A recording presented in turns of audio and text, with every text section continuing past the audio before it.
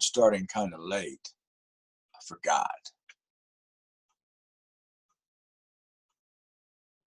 So now I'm recording, and hello in tape land. This is week number 9. We're talking about consciousness, and lots of times, a few times maybe in the past lectures. Let me turn my other light on. There we go. That's better.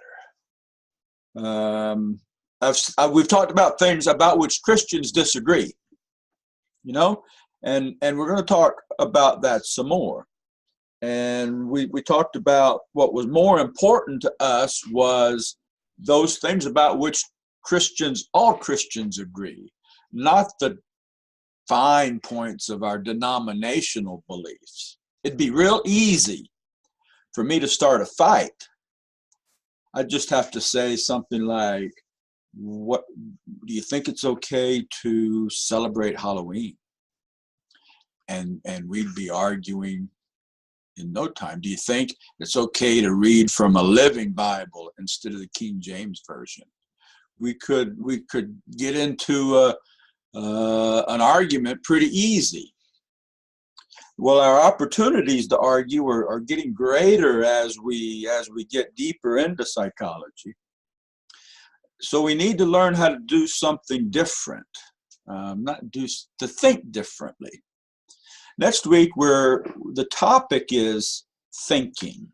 Chapter 10 is thinking, language, and cognition. What I want you to spend a week thinking about is thinking about thinking. It's called metacognition. Have you ever heard that term, metacognition? Thinking about a topic. Not debating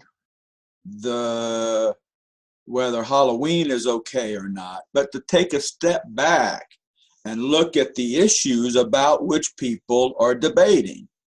Not in the debate, but about the debate, a 5,000-foot view of the issues. So that's what we need to get ready to do next week. So this week we're thinking about thinking. You got that? Thinking about thinking. Metacognition, planning for metacognition. Okay.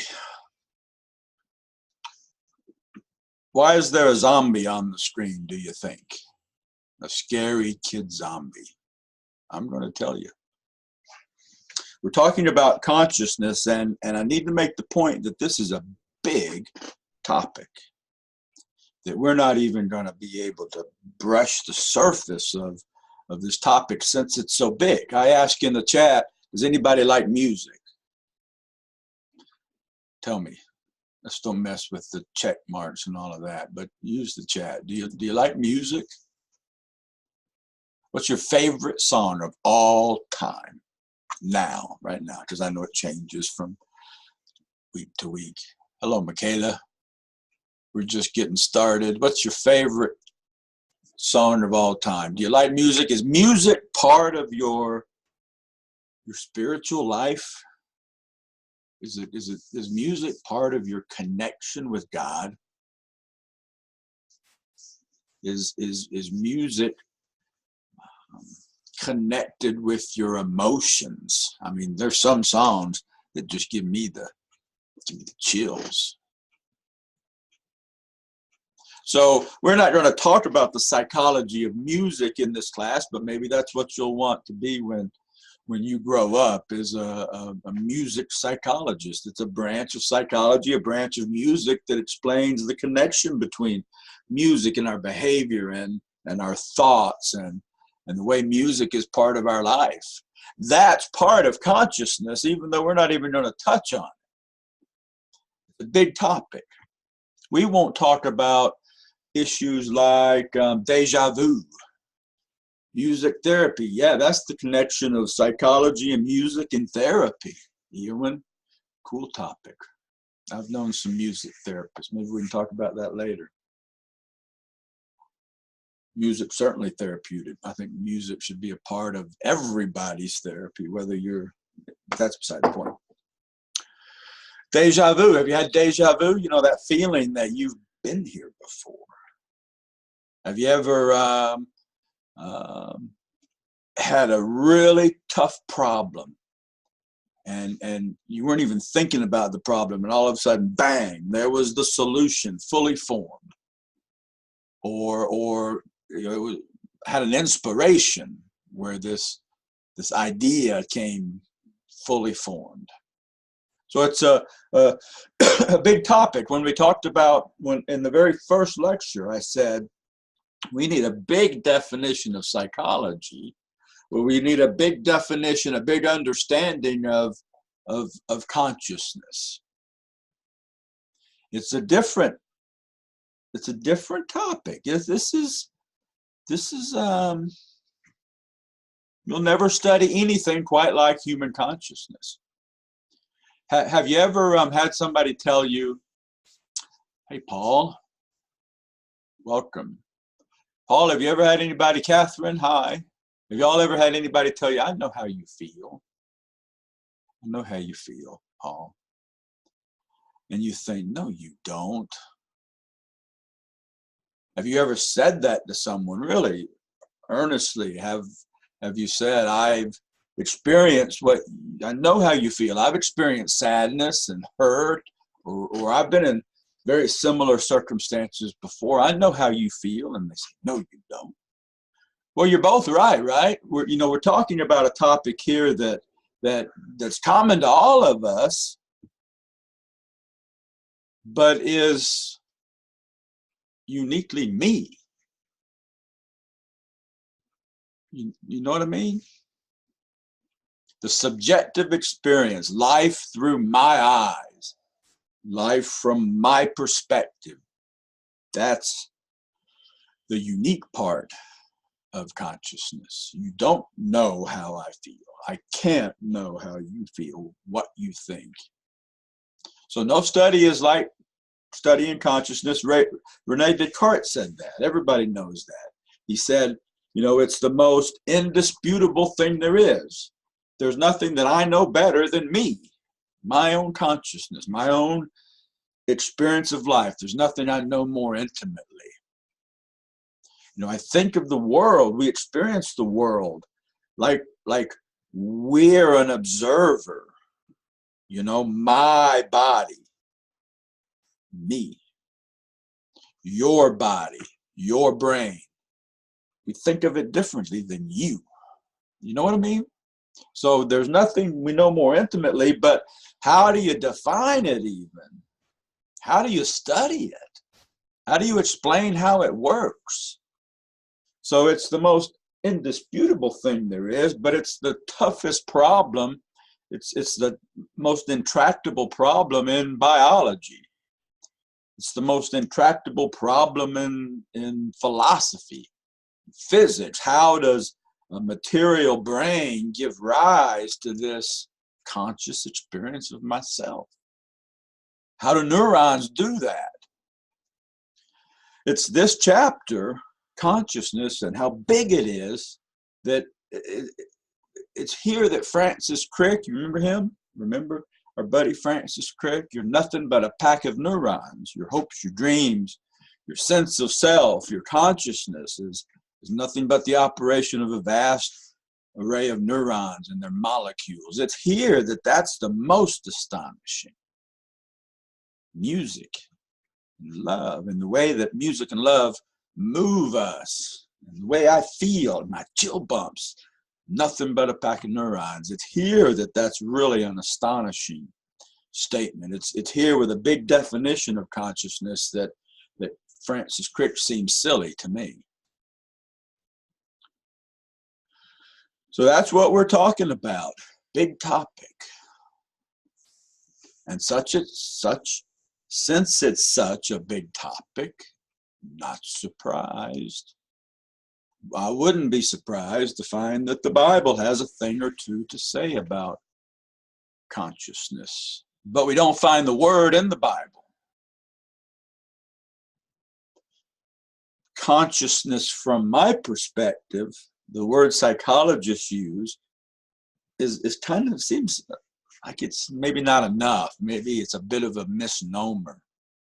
Because I think that what psychologists call consciousness is what the Bible's talking about when it uses the word soul, maybe mind, maybe. I mean, at least consciousness, if it's not synonymous with soul, surely our consciousness is part of our soul. Somehow in this life, our consciousness and our body, our mind, our brain are in a relationship within our nervous system. But it will survive the death of the body, right? It's the means by which we experience God. It's what distinguishes us from other life. But it's a big mystery. Don't be expecting some answers, many answers today. You guys are going to learn a lot about states of consciousness.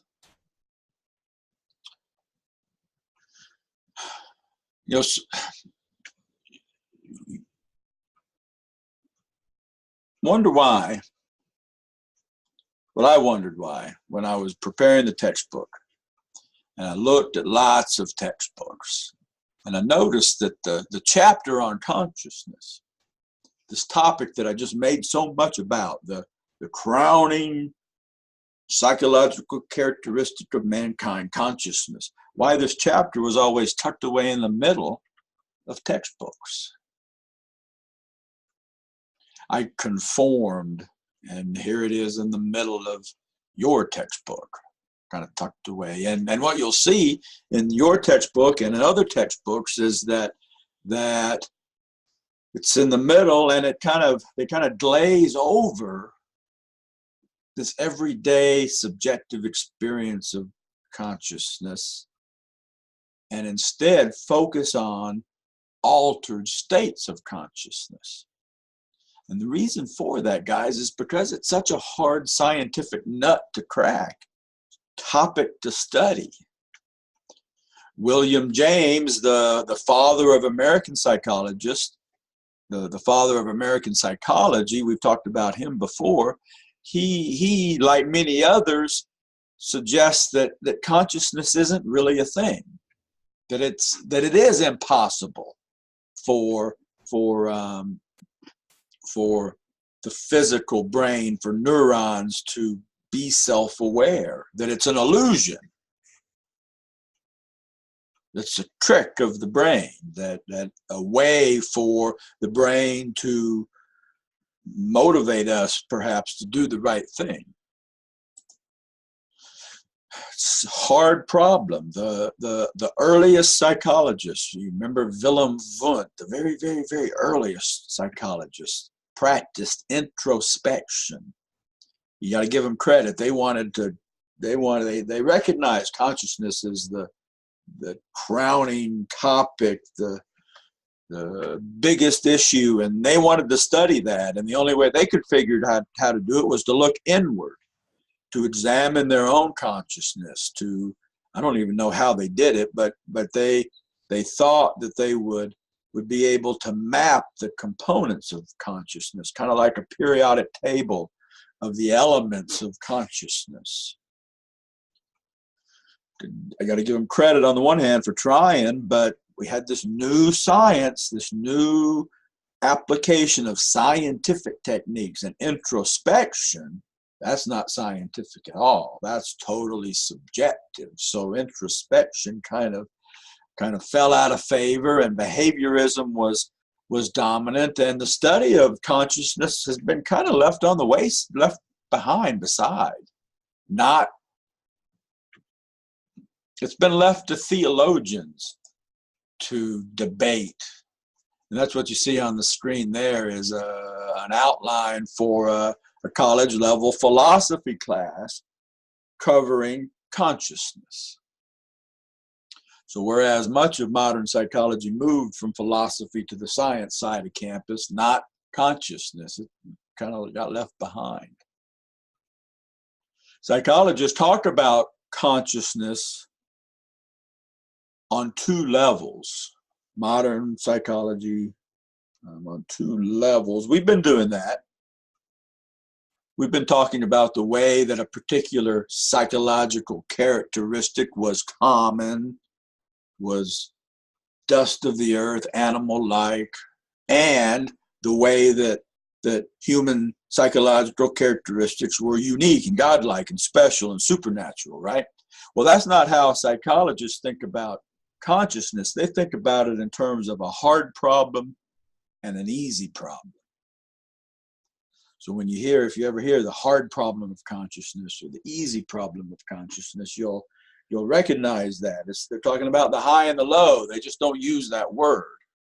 The easy problem of consciousness is recognizing altered states of consciousness.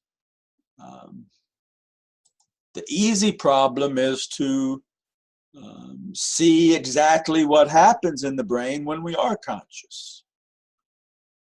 It's easy in the sense that, in the same sense that it's easy to send somebody to Mars. I mean, it's not easy, but technologically, with more advancements, we kind of know what problems we have to solve. With enough brain power, we can solve them.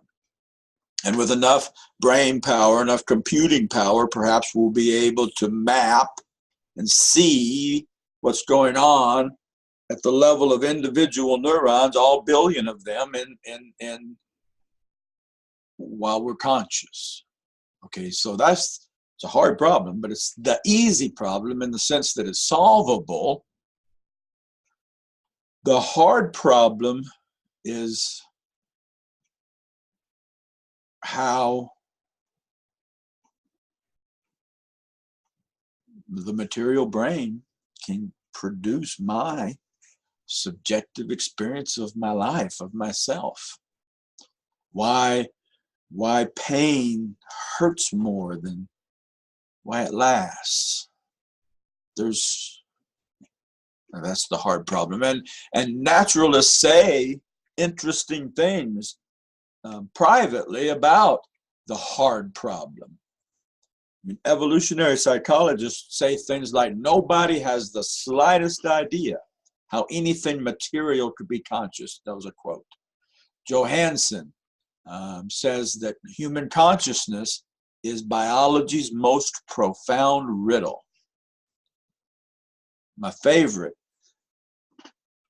truthful statement from an evolutionist was from Popper and Eccles. They're rock stars in evolutionary psychology. They say, quote, "The emergence of full consciousness is indeed one of the greatest of," wait for it, "miracles." Hey, but in spite of that, you're going to college at a time when the assumption is, the scientific consensus is that all mental life, including consciousness, must be the product of brain activities, patches of neurons that evolved over time to solve problems of living in our ancestral environment. And if that's not true, then evolution kind of crumbles.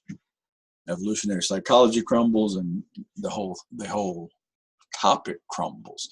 That's why here's our zombie again. Scary, right? Does anybody watch The Walking Dead? We could write an essay. Is it okay for Christians to watch The Walking Dead? Well, I do. I have to admit, I avoided it for years. But zombies are the problem of zombies. Zombies present a philosophical dilemma for evolutionists. I mean, think about it. All mental powers and capacity, Darwin said, all mental powers and capacities provide a survival or reproductive advantage. Any psychological characteristic that doesn't provide a survival and reproductive advantage would be selected against. So that brings us to zombies. Why are zombies so popular in the culture? It's got something to do with the fact that they're like us. We can imagine humans who lack their humanity. We can imagine human animals. They're humans, but not really. They're missing, what are they missing? They're missing consciousness. They're missing morality. But now think about it from an evolutionary perspective. We have all these high capacities that zombies don't. Isn't this funny? We have these capacities that zombies have had stripped away. It's every zombie for himself. It's surviving, and it's making more zombies by biting people. If you're an evolutionary naturalist, you have to wrestle with the question of why we aren't zombies, eating, reproducing, amoral human animals. What benefit does consciousness convey? And how did our supposed ancestors benefit from this self-awareness? Me, I feel, I want. What survival, reproductive advantage did that provide? It would seem that, at least from The Walking Dead, that the zombies have a bit of an advantage. If evolution is true, our ancestors, our ancient ancestors, must have been more zombie-like, right?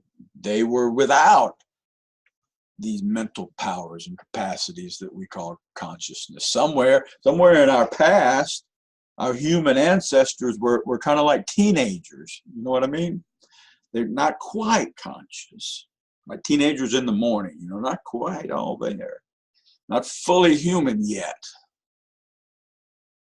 And something must have happened, some variation, and there was a first happy ancestor who was self-aware, had the first flickering of self-consciousness. Anyway, sorry, that was a joke about teenagers. Kinda. So let's move on.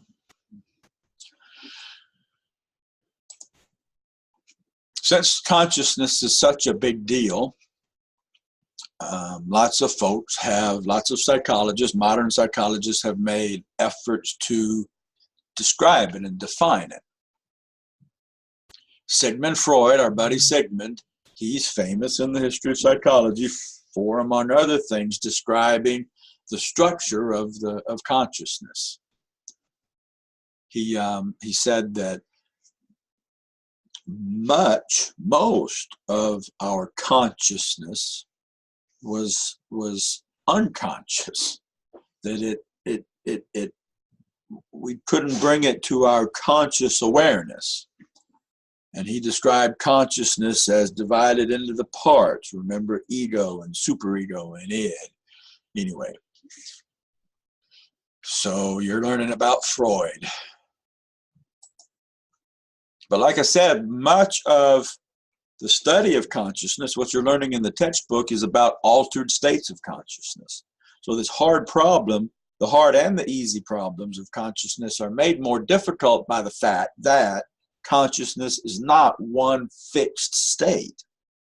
There's states of consciousness. Heat exhaustion will alter your consciousness. Dehydration will alter your consciousness. And every night when you go to sleep, you enter an altered state of consciousness. And every night when you sleep, within that state of consciousness, this is made more difficult by different states of consciousness within sleep. if we could put you on connect you guys all up, maybe to an app on your phone that would measure your brain waves. I could have this little monitor here, and if I started to bore you and you started to daydream, I would be able to recognize that by the electrical signature of your brain. Maybe then we could have like a shocking device, and I could zap you and say, "Wake up, Catherine." That would be handy in a class that I can't see you. Ouch. So altered states, dreams is one of these states of sleep, stages of sleep, dreams. Anybody in the room dream? Dreams are an altered state of consciousness. And it's said to be a universal human experience. So everybody dreams, but it's a big mystery. What are they? I mean, it's the brain waves that the electrical signature of the brain when we're in the rapid eye movement or the paradoxical stage of sleep. The electrical signal of the brain is similar, very similar to when you're awake. It's like you're thinking, you're having experiences, you're seeing sights and sounds and ideas and experience emotions. So in some respects, dreams are ordinary, just ordinary thoughts and experiences. But sometimes, I don't know about you, but sometimes my dreams are extraordinary. Are yours ever extraordinary? Whacked out? Yes. For most of us, the content of our dreams, the progression of our dreams is outside of our control. But some people are said to have lucid dreams, that they can direct their dreams and choose what dreams and guide the outcome of the dreams. Anybody able to do that? I'm not. And our dreams are different. They're different in length and content, but it's thought that there's some not only is the experience of dreams universal, but there's some dream themes that are universal. There are types of dreams that we all have. For example, has anybody dreamt that they were getting chased? A terrified dream.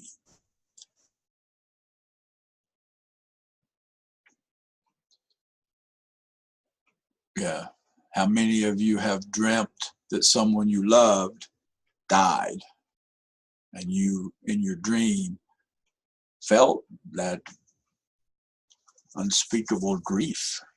Yeah. Have you ever dreamt that you could fly? That was my favorite. It's said that the flying dream is a human universal. Yeah. Have you ever dreamt that you were humiliated? You were just embarrassed, that you were, like, maybe you showed up for a test and you totally forgot there was a test. You were maybe so unprepared that you forgot to get dressed. And there you were naked at the co-op. So dreams of humiliation are thought to be common. Have you ever wondered if when you're having the falling dream, if you fell out of bed and hit the floor at the same time you hit the ground in your dream, if you would die?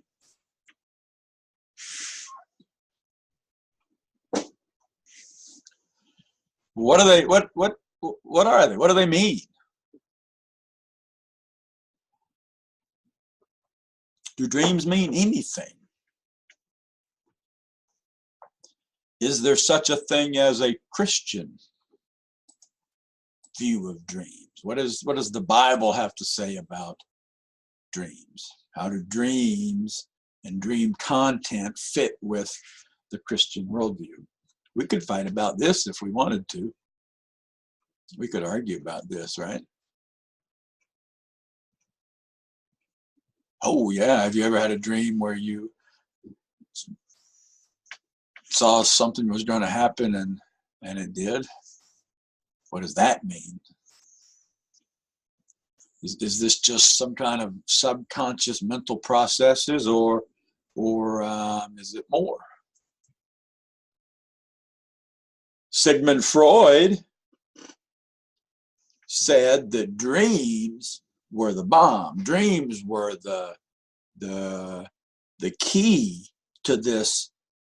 Remember, the majority of our consciousness was unconscious, not accessible. He said dreams were like a glimpse into the unconscious mind, down into where the action was, right? If you were in therapy with Freud, you had to write down your dreams. When you woke up in the middle of the night, write your dreams. First thing in the morning, write your dreams. And Freud would analyze your dreams and try to find sexual, sensual symbolism in the dream content. The dreams were a way for our minds to do what we wish we could do in real life, to act on this libido. People of you walk down, well, if there were brick and mortar stores anymore, if you'd walk down the aisle, you'd see that everybody seems to suggest that they can tell you what your dream content means, what it means for all of us, what your specific dreams mean for you. And that's been true throughout history, right? Oh, what was that? You wake up in the morning and wonder, what does that mean? And cultures, peoples have explained, use dreams to identify game animals, good hunting grounds, or diagnose illnesses, or thought that they were a glimpse into some alternate reality. Used it to foretell the future. What do you think? Bible seems I remember the Bible speaks of dreams. Seems I remember that God spoke through dreams. Seems I remember quite a few examples where God communicated to the select people of Israel through dreams. Right? Well, does he today? And if so, how do we interpret that content? How do we differentiate God's voice in a dream from maybe a pepperoni pizza and a scary movie before you go to bed?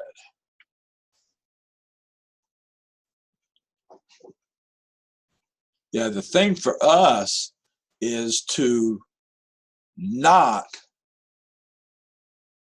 dismiss dreams as meaningless, unconscious imagery.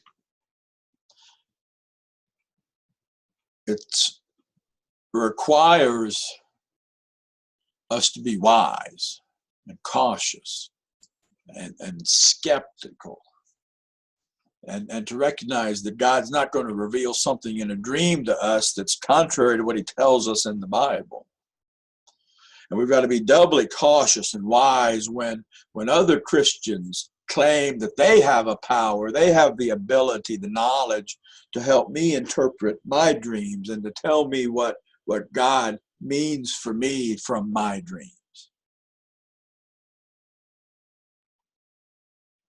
Well, you're learning about the secular, the naturalistic interpretations of dreams in the textbook, that they're just random neural firings, leftover energy in the brain, that the interpretation parts of our brain are doing their thing and trying to understand these random firings. That's why it's all whacked out. Evolutionary psychologists suggest that dreams evolved as a way for us to rehearse survival and reproductive techniques. There was a first caveman who, while he was asleep, saw a way to escape the saber-toothed tiger, or saw a way to attract the most fit mate, and that rehearsal gave him an advantage. So anyway, the point is that it's a worldview-laden event, worldview-laden topic for us, and that we can all agree that wisdom and caution and skepticism and prayer and wise counsel are crucial if we should try to interpret our dreams. What other kind of altered states of consciousness are cool and kind of controversial? How about hypnosis? Anybody ever been hypnotized? Do you think hypnosis is real? Or do you think hypnosis is fake? Is hypnosis something that a Christian should submit to? Or is this some kind of occultic, dangerous thing? Is hypnosis helpful to anybody? And if so, is it okay for Christians to use this technique?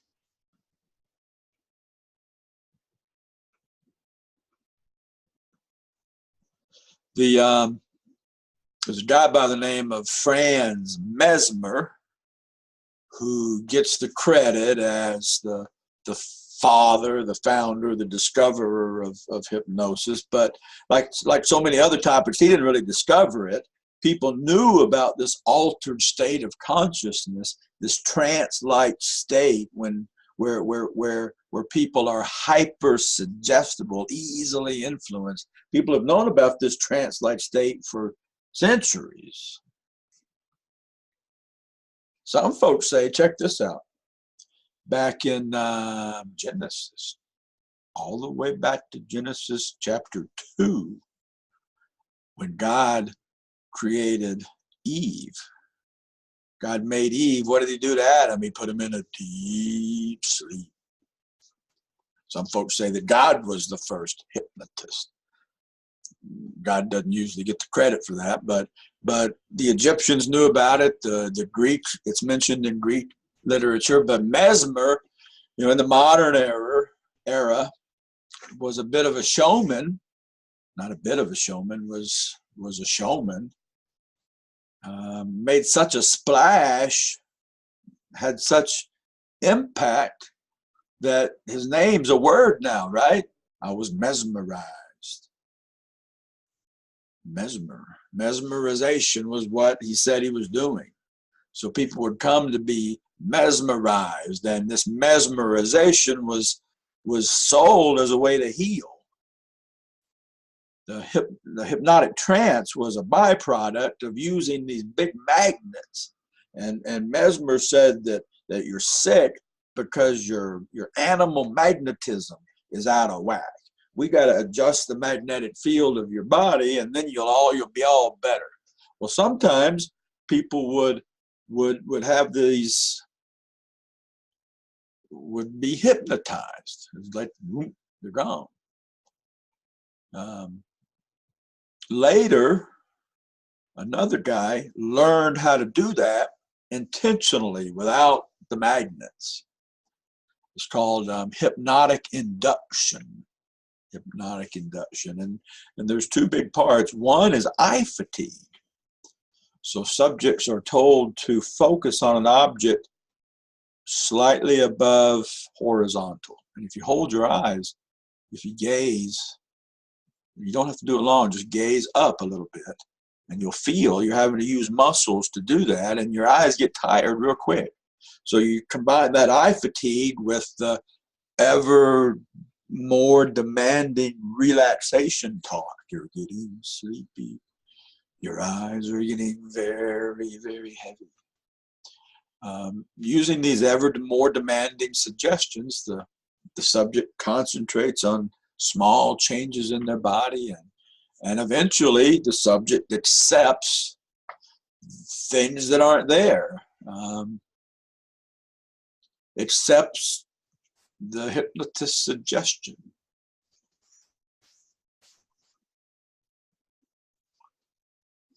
The classic example is having their arm paralyzed, or at the hypnotist's suggestion, feeling severe pain. At the hypnotist suggesting biting an onion and experiencing it as a sweet apple. And hypnotists are said to be able to help people retrieve long lost memories, to remember forgotten events, or can be given post-hypnotic suggestions to forget something, to do something after hypnosis, make suggestions that last beyond the end of the trance, post-hypnotic suggestions. Some dentists practice dentistry with hypnosis, pain-free, medicine-free dental work. Weight loss programs often use hypnosis. Smoking cessation often uses hypnosis. So what do you think?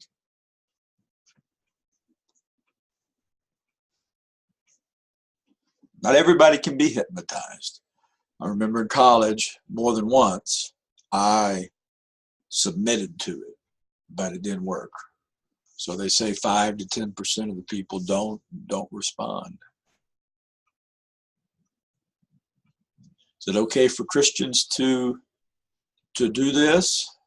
No, this is a topic that we need to take a 10,000-foot view, because the better question would be, how do Christian worldviews differ? Because Christians do disagree about whether hypnotism is acceptable. Some suggest that this is idolatry, pure and simple. This is a false religion. They equate this with Buddhism and other Eastern religions. Specifically point to Leviticus and say that this is the occult, that it leaves us open to satanic attack, that it's surrendering control of your mind to a nice hypnotist at best, Satan or a demon at worst. If that's the case, then we don't need to be messing with this at all. We would be well advised to avoid it. But on the other hand, our Christian brothers and sisters equate this, they separate it from the occult. And they say that, no, this is more like examples of Christian intense meditation and intense prayer. And this is on par with the visionary states in the Bible, and they point to Acts, and they say that to equate the practice with other religions is wrong, that it's a tool that we can use. Lose some weight, stop smoking, pain-free dental work, that it's a tool that's okay for us to use. One thing that we can agree on, I think, looking at it from above, is that it's not something to be trifled with, right? This is just not a cool parlor trick that we can go and get hypnotized and it's no sweat. But if we're going to mess with this, if we're going to use it, we need to, again, be really wise and really skeptical and very discerning and seek wise counsel, not to be trifled with. Does that make sense? More than just cool parlor tricks. Hypnosis. Meditation is an altered state of consciousness. It's described as a deep form of concentration. You know, there's no videos, no cute baby videos today. Zero. Sorry.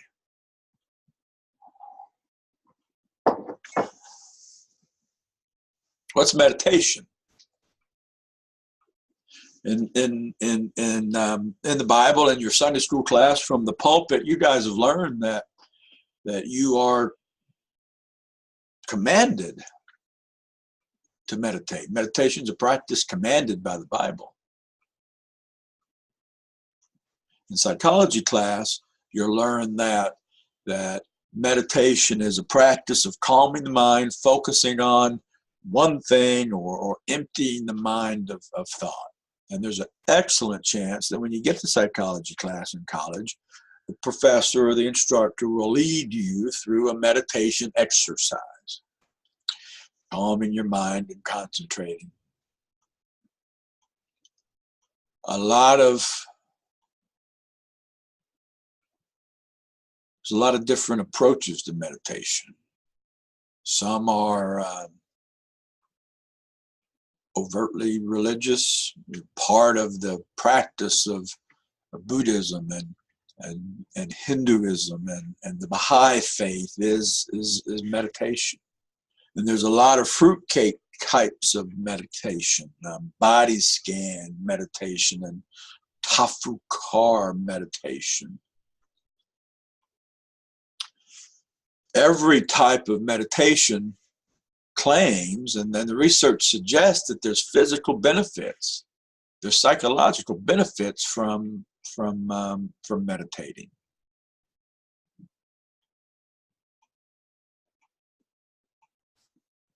What we're also told is that religious beliefs don't matter. That meditation, any kind of meditation, is good for you, and it doesn't matter what approach you use. What I would suggest is that worldviews always matter, and that we are commanded to meditate. It's not surprising that anyone who meditates would experience physical benefits. But from my perspective, meditation is not emptying my mind. It's not focusing on a sound or a word. Meditation is focusing on God's word, listening for his advice, listening for his word, seeking his mind. Anyway, the point is, again, we need to be wise, we need to be discerning, and evaluate the benefits and the means by which they are attained. Does that make sense? Meditation is an altered state of consciousness. Throughout human history, humans have turned to psychoactive substances to change their consciousness. We're talking about drugs, psychoactive drugs. These drugs, by definition, these substances by definition are psychoactive because they alter consciousness. Relieve pain,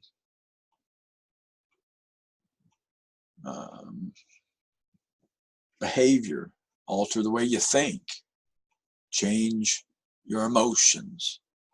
So they all alter consciousness, psychoactive, and they all operate the same way, or they all operate not the same way, but they all operate at the level of neurotransmitters.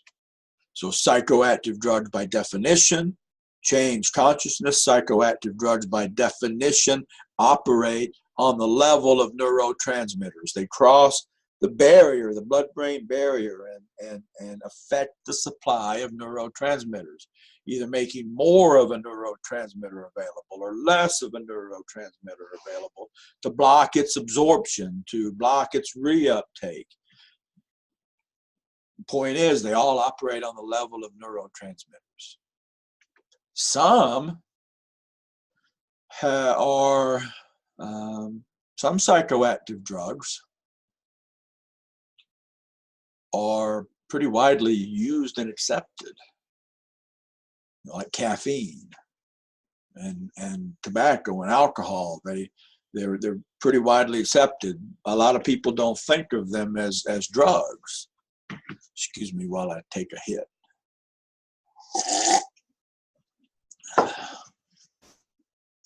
Others, the things we think of as drugs are the opiates and cocaine and marijuana and hallucinogens. They carry the severe legal restrictions. But is there a difference? I wonder. Is there a difference?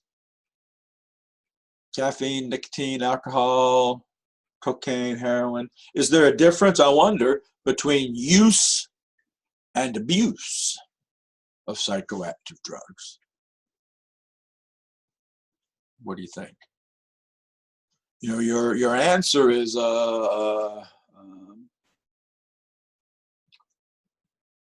going to be based on morality, right? A lot of what we deal with psychoactive drugs are moral questions. The Bible has quite a lot to say about how we should treat our body, right?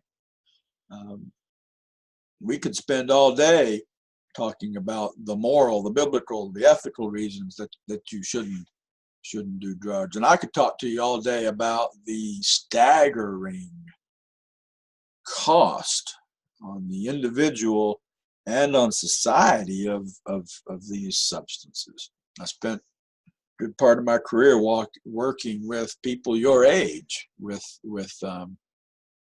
drug abuse issues.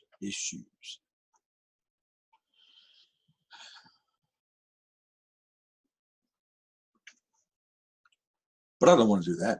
The costs are staggering. What I want you to understand is a couple of terms, important terms. Psychologists talk in different language about psychoactive drugs and their effects than we do out on the street,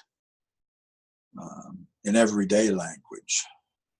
In the text, in psychologist language, we need to understand the concept of tolerance. Tolerance refers to the decreased susceptibility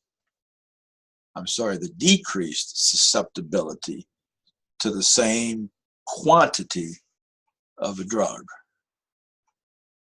So whereas I used to drink one, maybe teeny weeny little 6-ounce cup of coffee, now I drink out of this big old Penguin mug. It takes me more coffee to get the same effect that I used to get for less coffee. I'm tolerant. I've developed a tolerance. I remember when I would do drug and alcohol groups for teenagers, people would come to the group the first time, usually the guys, and they would brag. They'd go, "Yeah, man, hey, yeah, I drank a whole 6-pack of beer and smoked a half a bag of weed, and I didn't even feel a thing," as though that was a badge of honor. But in fact, what they're talking about is they've developed a tolerance to the substance. It takes more of the same drug to get the effect you used to get with less. Well, with continued use, users may develop dependence. And dependence is what on the street we would say an addict. He's hooked. He's a junkie. He's an addict. We're just describing dependence, and the key feature of dependence is withdrawal. Withdrawals, it's messed up. Withdrawals is the experience of physical and psychological symptoms when you're not using the substance.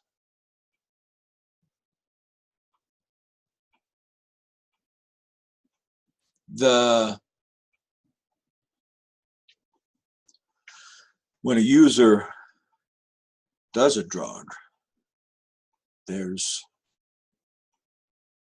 effects. Opiates, for example. The user feels a sense of euphoria. I just feel great. Any pain is relieved, pain relief. Withdrawal symptoms are like the opposite or the other side of that coin. So whereas there was euphoria, without the substance, there is this, what's the opposite of euphoria? Despondent despair. What's the opposite of being pain-free? Pain. So oftentimes these symptoms when not using the drug are so severe that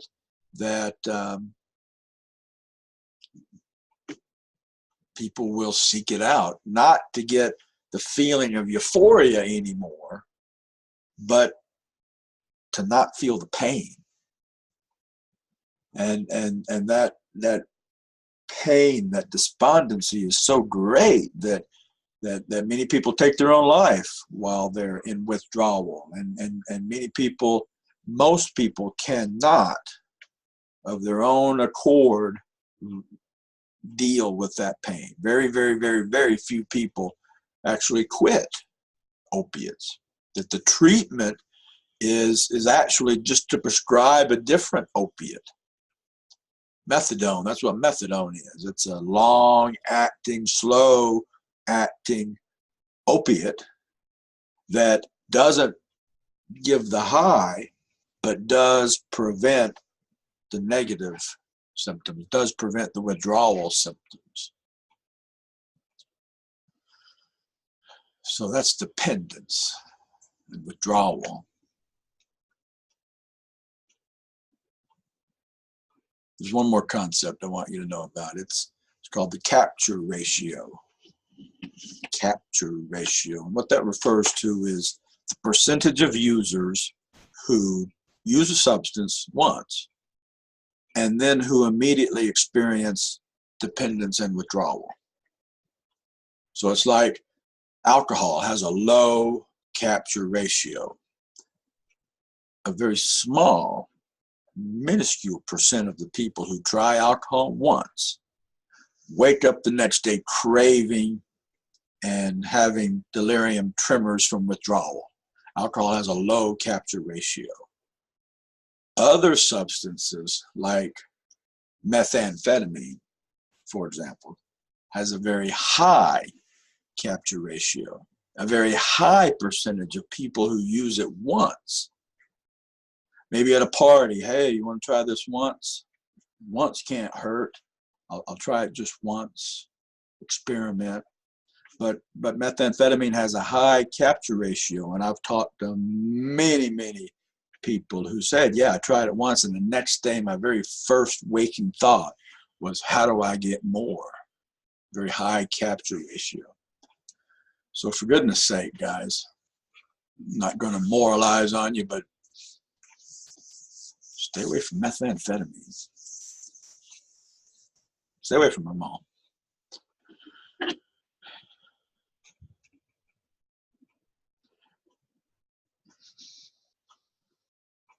Is sugar a psychoactive substance? I don't believe that sugar crosses the blood-brain barrier and affects neurotransmitters. Other substances operate on other systems like your endocrine system, and those are connected to our psychology, but not in the way that a psychoactive drug crosses the blood-brain barrier and alters the way neurotransmitters work. But that's a good question. That's all I have, ladies and gentlemen. I'm going to stop the tape. Goodbye in tape land.